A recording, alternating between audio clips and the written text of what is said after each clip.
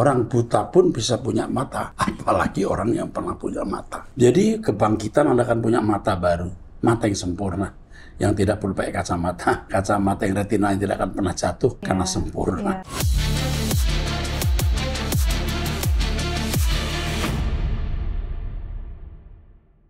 Shalom saudara, kembali kita mengikuti Abam. Ini memasuki episode 1201. Mari Ibu Rani, kita mulai. Baik Pak.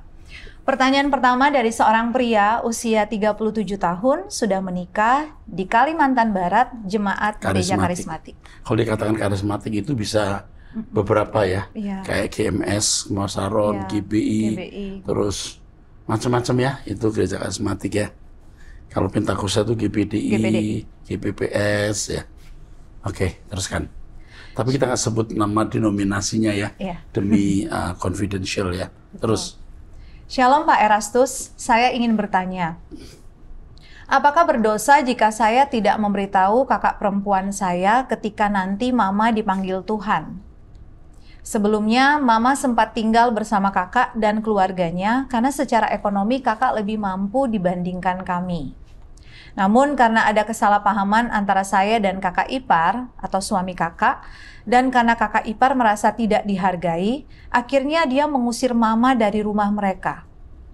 Sejak tahun 2023, kakak saya tidak pernah lagi menghubungi Mama. Ketika akhir tahun 2023, Mama harus dioperasi dan kami kekurangan biaya, saya mencoba meminta bantuan kepada kakak.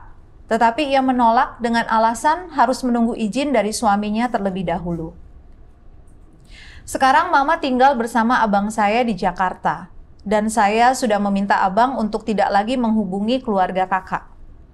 Hingga saat ini, jika saya mengingat kejadian tersebut, hati saya masih dipenuhi kekecewaan dan rasa kesal terhadap mereka. Ya, tapi jujurnya kepahitan. Ya. Pahit loh. Terus. Namun saya tidak ingin menyimpan dendam, hanya tidak mau lagi berhubungan dengan mereka. Iya, tapi benar ya, tidak menyimpan dendam, kekecewaan. Karena dia tidak tahu apa yang dia perbuat. Ya. Jangan mengenakan ukuran bajumu ke badan orang. Dia fokus materialistis pasti. Ya. Egois materialistis.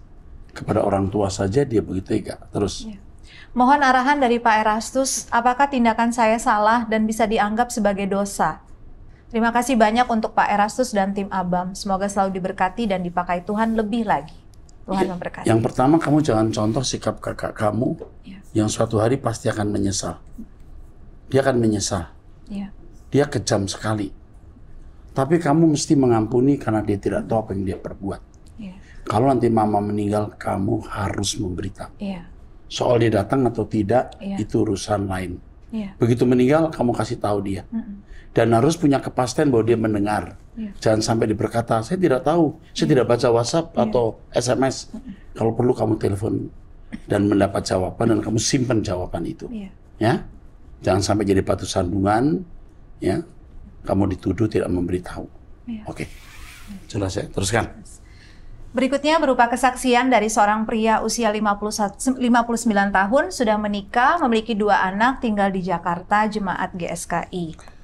Shalom Pak Erastus, saya sangat diberkati dengan ibadah suara kebenaran pada tanggal 24 September 2024 yang Bapak bawakan. Firman yang disampaikan saat itu benar-benar memberikan wawasan baru dan membawa saya ke tingkatan yang lebih tinggi dibandingkan firman sebelumnya yang sudah sangat luar biasa. Jika ada orang yang menuduh Pak Erastus sesat, menurut saya justru mereka yang semakin tersesat. Karena mereka hanya mencela tanpa mau membuka hati dan introspeksi dengan mendengarkan firman Tuhan yang benar yang Bapak sampaikan. Saya dan istri benar-benar merasa diberkati pada kesempatan tersebut. Dan kami juga memperoleh pemahaman baru. Salam sehat selalu untuk Pak Erastus, keluarga, dan seluruh jemaat GSKI. Tuhan memberkati. Ini Bapak Kasim namanya. Terima kasih Pak Kasim. Kesaksian Bapak memberi kami kekuatan, kebahagiaan, sebab pelayanan kami tidak sia-sia. Kita tetap menjadi keluarga bersama, bersiap-siap bersama, berkemas-kemas bersama untuk masuk ke langit baru, bumi baru. Amin. Oke. Dari seorang wanita usia 53 tahun, janda, cerai mati, memiliki 2 anak, tinggal di Jawa Barat, Jemaat GSKI. Shalom tim Abam dan Pak Erastus yang terkasih. Saya ingin mengajukan pertanyaan yang sudah lama mengganggu pikiran saya. Sejak saya masih muda hingga sekarang, ketika saya telah menjadi seorang oma. Pertanyaan saya adalah, jika suatu saat nanti saya meninggal dan saya mendonorkan mata saya, bagaimana dengan kondisi mata saya saat kebangkitan? Ya, orang buta pun bisa punya mata, apalagi orang yang pernah punya mata. Ya. Jadi kebangkitan Anda akan punya mata baru, mata yang sempurna, yang tidak perlu pakai kacamata. Oke, kacamata yang retina yang tidak akan pernah jatuh karena sempurna. Oke. Apakah saya akan tetap memiliki mata mengingat saya sudah mendonorkannya? Bagus sekali ya. Pertanyaan ini terus ada. Selanjutnya, pertanyaan dari seorang wanita usia 56 tahun, sudah menikah, memiliki 2 anak, tinggal di Jakarta, jemaat GSKI online. Ya. Tadi kembali soal mata tadi, dia punya mata baru yang sempurna. Jadi bagus mendonorkan mata ibu. Sekarang wanita usia 56 tahun. Menikah, 2 anak di Jakarta, jemaat GSKI online. Oke? Shalom Pak Eras dan tim Abam. Saya seorang istri dengan suami yang saat ini sudah pensiun. Uang tabungan serta dana pensiunnya cukup untuk memenuhi kebutuhan hidup sehari-hari.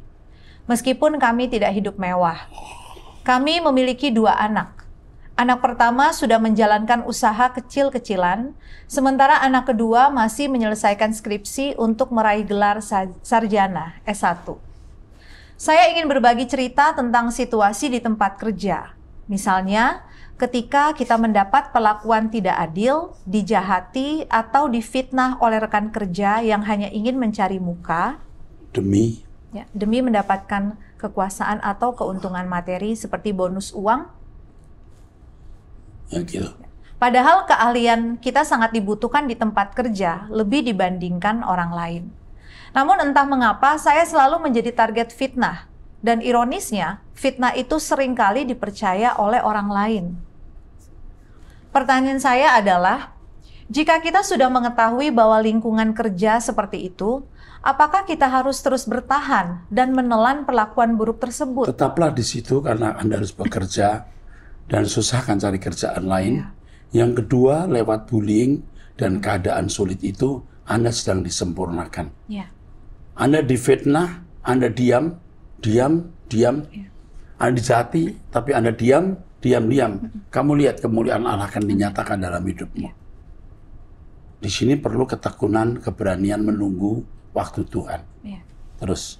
Sebab, seperti yang Bapak Eras katakan, pengalaman ini dapat menjadi nutrisi bagi jiwa kita dan membentuk karakter. Benar sekali, saya belum membaca ini ya. Terus. Namun di sisi lain, apakah kita juga boleh memilih untuk pindah kerja atau beralih ke usaha lain? Misalnya berjualan. Tidak mudah. Berjualan tidak mudah. You nanti expect dapat duit tidak mudah. Ya, jangan coba-coba. Ya. Tanya Tuhan, jangan bertindak sembarangan. Terus daripada terus-menerus menerima perlakuan yang menyakitkan. Ya, menyakitkan tergantung hati kita. Kalau kita nggak sakit kan bisa. Kenapa mesti sakit? Ya. Yang pada akhirnya bisa menyebabkan trauma dan stres. Tidak perlu kita trauma dan stres, tergantung kita. Kita justru merespon itu dengan sikap positif, sehingga itu mendewasakan kita. Oke. Karena tekanan dan kemarahan atasan yang disebabkan oleh fitnah tersebut. Ya, enggak apa-apa. Kamu bilang, Bapak, saya tidak lakukan itu. Atau baiklah, Bapak, saya minta maaf kalau itu benar. Cukup. Tuhan nanti akan bertindak. Oke. Terkadang atasan bersikap baik, tetapi di saat lain mereka bertindak semena-mena. Iya, enggak apa-apa. Tetaplah kamu di situ. Jadi situasinya seperti tergantung suasana hati mereka. Enggak apa-apa. Tetap di situ. Ya, demikian pertanyaan saya, Pak. Terima kasih sebelumnya dan ikuti apa yang saya nasihatkan. Jangan keluar kerja. Tetaplah ada di situ. Oke? Jangan jualan macam-macam. Hanya mimpi. Sulit sekarang bersaing dengan mereka yang sudah jualan. Oke. Yuk. Selanjutnya berupa kesaksian dari seorang wanita usia 41 tahun, sudah menikah, memiliki 5 anak, tinggal di NTT, Nusa Tenggara Timur. POSPI Pulau Semau. Ya. Shalom, salam sejahtera untuk Bapak Erastus dan seluruh tim Abam yang terkasih. Saya ingin mengucapkan terima kasih yang sebesar-besarnya kepada semua pihak, khususnya Bapak, Ibu, dan saudara-saudari yang telah melakukan pelayanan di ABAM. Terima kasih juga kepada Bapak rohani saya, Bapak Erastus, yang telah menjawab semua pertanyaan saya dengan sangat baik dan penuh berkat. Ucapan terima kasih yang tulus juga saya sampaikan kepada Pendeta GSKI, Bapak Joni Kilapong, ya. Bapak Joni Kilapong, yang melalui khotbahnya mengingatkan saya untuk tidak mengonsumsi makanan rohani lain selain dari truth.id. Ya, okay. Saya juga sangat berterima kasih kepada semua Bapak dan Ibu Pendeta di GSKI yang telah menyampaikan khotbah-khotbahnya melalui truth.id. Setiap pengajaran yang disampaikan benar-benar sangat memberkati hidup saya. Doa saya, kiranya Bapa Elohim Yahweh memberkati setiap hamba Tuhan yang dengan tekun menyampaikan kebenaran yang murni untuk kami, para pecinta suara kebenaran. Semoga kesehatan dan perlindungan Tuhan senantiasa dilimpahkan kepada kalian semua. Mohon maaf jika chat saya terlalu panjang. Sampai jumpa di langit dan bumi yang baru yang telah disiapkan Bapa Elohim Yahweh bagi kita semua. Haleluya. Tuhan memberkati. Kembali kasih. Tuhan memberkati. Senang membaca kesaksian ini. Yeah. Dari pos PI yang jauh ya, di Indonesia bagian timur ini ya. Oke. Terus dari pria? Dari pria usia 56 tahun, belum menikah, tinggal di US, Jemaat GSKI online. Iya. Shalom Pak Erastus Sabdono dan seluruh tim ABAM. Semoga semuanya selalu dalam keadaan sehat. Saya ingin mengucapkan terima kasih yang sebesar-besarnya atas pengajaran dan ketulusan hati Bapak dalam memperhatikan setiap orang, khususnya di Indonesia, dengan membantu anak-anak bersekolah dan mengenal Tuhan Yesus secara pribadi. Meskipun saya sudah lama tinggal di luar negeri, saya berencana untuk pensiun di Indonesia. Saya juga memiliki keinginan untuk melayani di bawah pimpinan Bapak secara sukarela, agar bisa belajar lebih mendalam dan ekstrim dalam hal rohani. Jika Bapak suatu hari nanti membuka panti jompo, saya juga ingin mendaftar sebagai salah satu penghuninya. Namun sebelumnya, apakah saya bisa terlebih dahulu terdaftar sebagai jemaat online Bapak? Oke, tolong daftarkan dulu. Dan nanti kalau panti jompo kita jadi, dia termasuk orang pertama yang mendaftar. Yeah. Kita sedang merencanakan itu. Yeah. Ya. Kita harus punya panti jompo. Kita juga sedang merencanakan panti asuhan di Medan. Nanti di Jakarta kita juga punya. Kalau di Medan, kita sedang merencanakan di bawah Pendeta Yohanes Siregar yang juga memimpin rehabilitasi narkoba. Ya, jadi dia sebelahnya ada ruangan. Ada tanah, maksudnya bisa kita bangun. Dan kami sedang mempersiapkan tempat itu untuk membangun rumah yatim piatu di Medan. Oke. Dengan begitu, kelak saya bisa juga terdaftar di panti jompo yang Bapak rencanakan. Oke, tolong ini nama diperhatikan ya. Betul-betul hari tuanya tanggung jawab kita. Ya. Ingat ya, jangan sampai lupa ya. Saya sangat berterima kasih atas perubahan ekstrim yang telah Bapak bawa ke dalam hidup saya. Meskipun jalan untuk berubah terasa sulit, saya tidak akan berhenti untuk terus berusaha menjadi lebih baik. Hidup dalam kekudusan dan kesucian hingga akhir hayat saya. Terima kasih Bapak rohani saya, semoga Bapak selalu sehat. Kiranya Tuhan Yesus senantiasa memberi kekuatan kepada Bapak, keluarga, seluruh anggota GSKI, serta semua pecinta suara kebenaran dan ABAM. Tuhan Yesus memberkati. Kita sedang merencanakan memang membuat panti jompo itu. Sedang mencari, sudah punya tanah tapi tanahnya kurang luas, sedang mencari tanah yang lebih luas, dan kami juga sedang merencanakan untuk membangun tempat penampungan mereka yang keluar dari penjara, ya, yang keluar dari penjara, yang tidak punya pekerjaan, khususnya perempuan-perempuan, dan itu telah akan kami mulai, sudah kita mulai dari pelayanan Ibu Gloria dan Ibu Lucy, untuk wanita ya, untuk wanita, narapidana wanita. Jadi keluar dari narapidana kita perhatikan. Jangan jatuh lagi ke dalam dosa. Kalau misalnya sebelumnya dia penjual narkoba atau PSK gitu. Lalu mau apa lagi? Kita yang bisa menolong mereka. Nah, Bapak ini termasuk yang menjadi objek perhatian kita. Dan ini berkenan di hadapan Tuhan. Pak, Bapak jangan khawatir. kami serius memperhatikan orang-orang seperti Bapak. Teruskan. Selanjutnya pertanyaan dari seorang wanita usia 58 tahun, seorang janda, Jemaat Protestan dan sekarang GSKI Rehoboth Online. Online. Ini Protestan kesukuan di Jawaan. Iya. Terus. Shalom Pak Eras dan tim Abam yang saya kasihi dan hormati.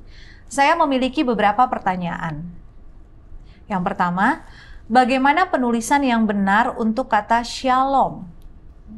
Apakah seharusnya ditulis shalom menggunakan H atau shalom menggunakan Y? Kalau dalam bahasa Ibrani shin, itu ada titik di atas, mestinya shalom. Mestinya shalom. Kalau titiknya sebelah kiri, shalom. S. Kalau sebelah kanan, shalom. Seperti melihat si. Tapi kalau dia wanita, she. Ini shalom. Shalom. Ya bolehlah kita pakai Y. Shalom. Lebih enak didengar. Dan lidah kita orang Indonesia lebih shalom. Shalom. Daripada shalom. Tapi ini tidak prinsip ya. Tidak apa-apa. Saya pernah melihat di Facebook bahwa katanya penulisan shalom memiliki arti yang berbeda, yaitu lubang ular. Apakah hal ini benar? Nanti saya lihat deh ya. Mungkin shalomnya itu sintau, sinnya titiknya sebelah kiri, apakah itu artinya lubang ular? Coba dicek ya. Nanti kita cek lagi. Tapi itu nggak masalah ya. Tapi yang benar memang shalom. Ya. Oke. Tapi misalnya shalom nggak apa-apa. Yang penting orang ngerti maksudnya. Ya, nggak mungkin kita, hai lubang ular kan nggak. Oke, terus. Oke, yang kedua, saya ingin melunasi utang kepada saudara saya, tetapi masih menunggu tanah yang terjual. Tanah saya terjual. Dan sampai sekarang tanah tersebut belum terjual. Seandainya saya meninggal terlebih dahulu, apakah saya berdosa karena meninggalkan utang saya belum terbayar? Kamu kan tidak sengaja tidak membayar, jadi ya tidak berdosa. Kamu akan dibuat Tuhan bisa membayar kok kalau punya tekad ini, supaya kamu pulang tanpa hutang. Tuhan pasti tolong. Apakah saya harus memberitahu anak saya agar dia yang melunasi utang tersebut jika tanah terjual nanti? Harus. Kalau perlu dipertemukan dengan orang yang menghutang. Kalau ya perlu kita membuat surat. Kalau tanah terjual, hutang dia sekian akan dikembalikan. Jangan takut. Tapi hati-hati membuat surat itu. Jangan sampai kamu dipidanakan atau anakmu dipidanakan. Nah nanti bisa tanya kepada pengacara kita, Pak Mario itu. Ya, Pak Mario atau Pak Arah ya. Pengacara kita. Terus. Saya takut berdosa dan berharap sebelum saya meninggal semua utang saya sudah lunas. Bagus ya, nanti di surga jangan sampai ditagih. Ya, bagus, kamu punya niat bagus sekali. Oke. Selanjutnya pertanyaan dari. Bagaimana Alkitab mengenai pernikahan? Bagaimana pandangan Alkitab mengenai pernikahan antara orang Kristen dengan Muslim? Tentu Tuhan tidak menghendaki perkawinan dengan orang yang tidak seiman. Misalnya seorang pengantin pria Kristen menikah dengan wanita Muslim melalui prosesi pernikahan secara Islam, di mana si pria membaca syahadat, tetapi setelah pernikahan selesai dia kembali ke Kristen. Apakah tindakan ini dianggap sebagai bentuk pengkhianatan terhadap Tuhan? Mungkin belum, tapi ke arah itu ya. Dia main-main deh. Mestinya menikah dengan orang yang tidak seiman sudah salah itu. Oke. Bagaimana juga jika situasinya terbalik, yaitu pengantin wanita Kristen menikah dengan pria Muslim, menikah secara Islam tetapi tidak membaca syahadat. Banyak orang di luar sana melakukan pernikahan seperti ini. Apakah ini juga dianggap sebagai pengkhianatan? Terima kasih Pak atas semua jawaban. Ini lebih tepat dianggap sebagai penipuan. Dia belum mengkhianati Yesus, tidak akan meninggalkan imannya. Tapi pura-pura membaca syahadat. Ini penipuan. Mestinya orang Kristen tidak berbuat ini. Pacaran dengan orang tidak seiman harus di-cut. Jangan dilanjutkan. Oke? Oke. Teruskan. Pertanyaan dari seorang pria usia 53 tahun, sudah menikah, memiliki 3 anak, tinggal di Kalimantan Barat, Jemaat Gereja Karismatik. Shalom Pak Erastus, saya ingin bertanya, bagaimana cara hidup yang berkenan kepada Allah, sementara pikiran dan hati saya sering meleset. Dan saya selalu bergumul dengan keinginan daging yang sulit dimatikan. Ya, usia Anda 53 tahun masih bergumul dengan masalah seks biasanya ini ya.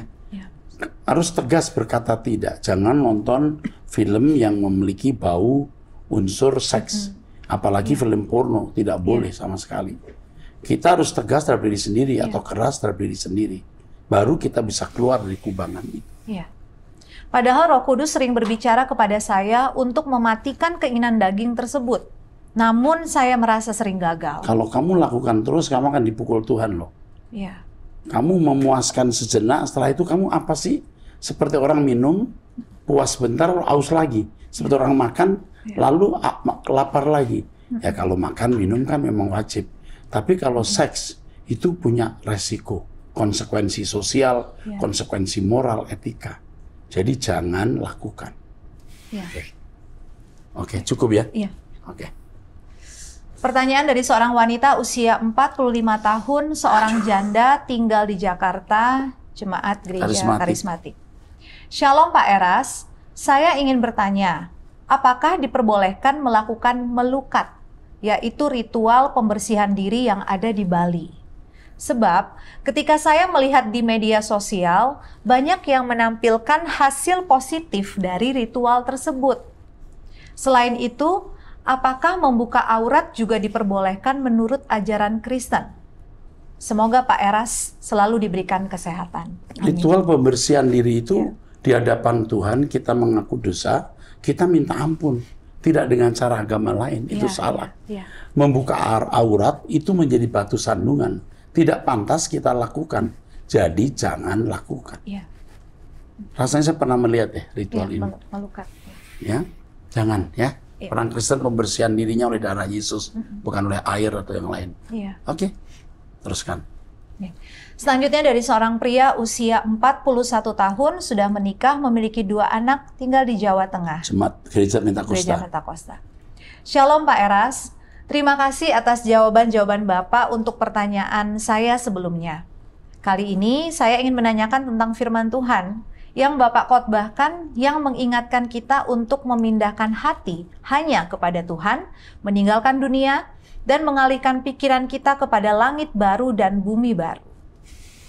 Namun saya bekerja di bidang teknologi yang mengharuskan saya untuk memikirkan masa depan, terutama dengan perkembangan teknologi yang sangat cepat saat ini. Pertanyaan saya adalah, bagaimana cara saya menerapkan kedua hal ini dalam kehidupan saya? Nggak apa-apa, Anda bekerja di bidang teknologi.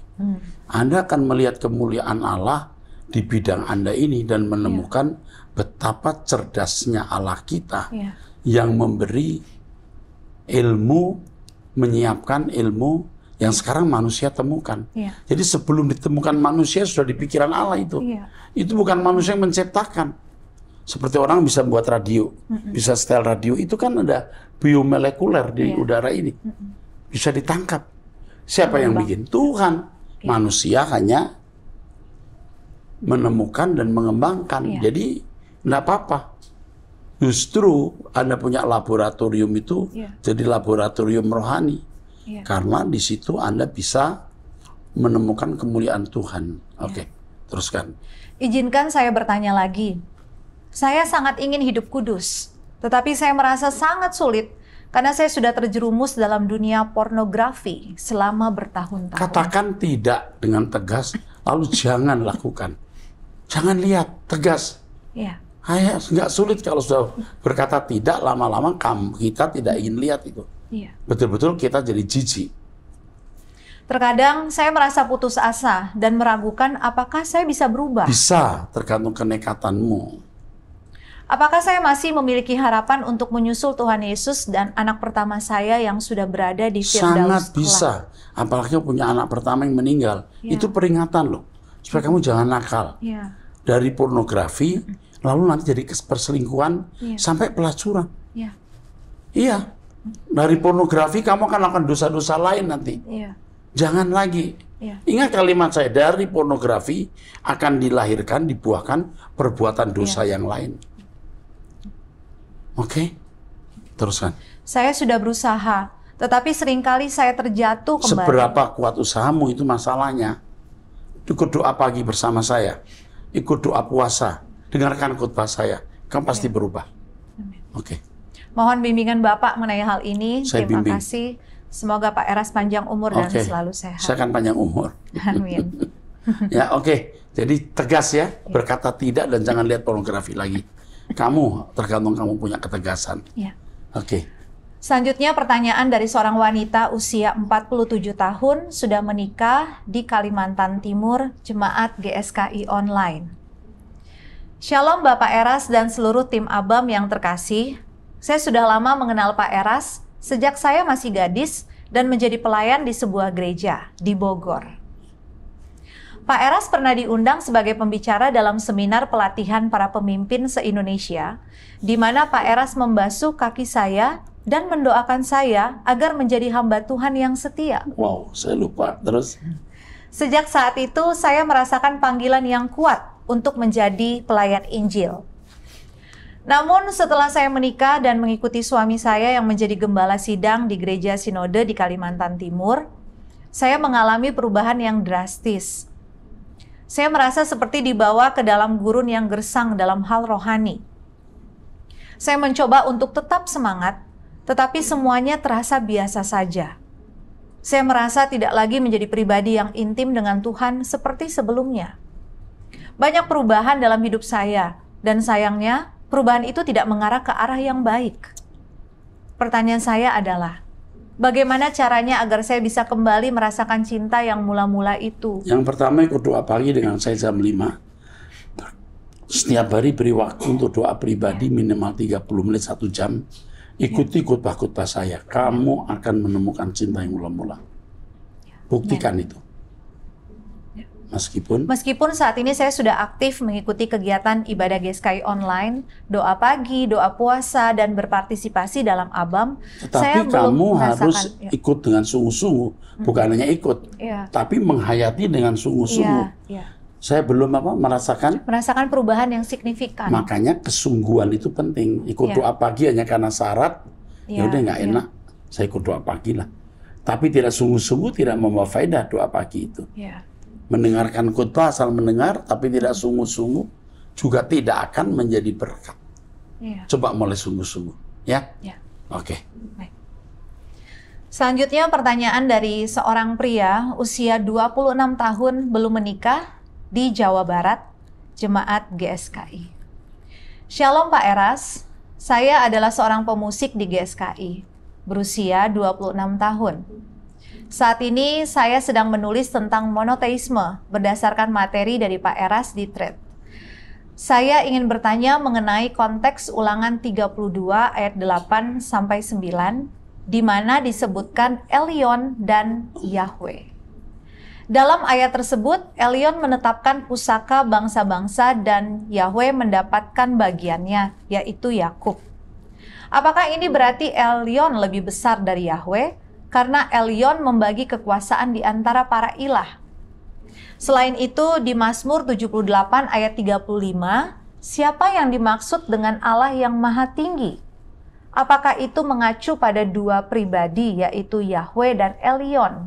Apakah Yahweh dulunya termasuk dalam perserikatan dewa-dewa Kanaan? Terima kasih atas jawabannya, Tuhan Yesus memberkati. Kadang-kadang terjemahan Alkitab kita belum tentu tepat ya. Nanti saya akan periksa lagi lalu ingatkan, saya akan menjawab ini di sesi berikutnya. Dari pertanyaan Andre Christoph Sagala. Ya, ini pertanyaan yang sangat bermutu. Ulangan 32, 8-9, tolong diingatkan saya. Siapa yang dimaksud Allah yang Maha Tinggi? Ya biasanya Yahweh. Apakah mengacu dua pribadi? Tidak. Yahweh dan Elyon. Nanti saya lihat Elyon. Maksudnya membagi itu apa? Ulangan 32, 8-9. Mungkin terjemahan yang lain. Tentu tidak ada Allah lain selain Yahweh sih. Itu mutlak. Yahweh yang membagi-bagi bangsa-bangsa. Tapi Israel itu milik eksklusif Allah. Menjadi umat pilihan itu maksudnya. Betul? Itu ya anak? 8-9 itu ya? Saya kira sudah kejawab ini, ya. Mazmur 78 ayat 35 itu tentu Yahweh. Mungkin terjemahan yang Anda baca, Yahweh yang membagi-bagi bangsa-bangsa, lalu Israel itu milik Yahweh. Artinya menjadi umat eksklusifnya Yahweh. Saya kira itu maksudnya ya. Oke, kejawab ini. Saya kira cukup sampai di sini. Sampai jumpa di episode yang akan datang. Tuhan memberkati. Berkati.